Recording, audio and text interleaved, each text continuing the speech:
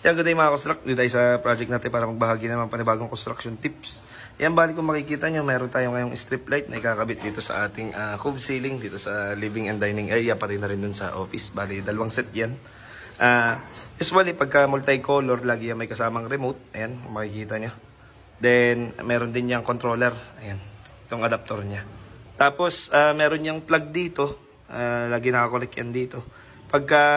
Usually, pag hindi umiilaw ito, is nagkakaroon ng diferensya sa connection dito. So, dapat secure na secure ito bago ikabit sa mismong ceiling. Then, automatic itong controller, lagi yung merong plug. So, ang ginagawa natin dito, since sa switch na to nakatap, is pinuputol na natin, then itinatap na lang natin to dun sa mismong sa mismong wire natin. Ayan.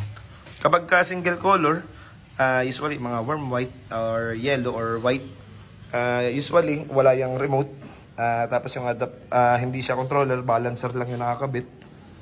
Then if ever naman na meron siyang lumens na na-adjust, kung titingnan nyo, pwede siyang may kasamang remote. Ayan, bali multicolor siya. Ayan,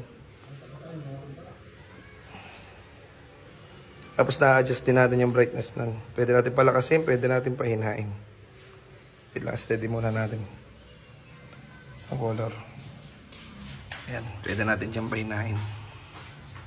Ay, mali ito. Ayan.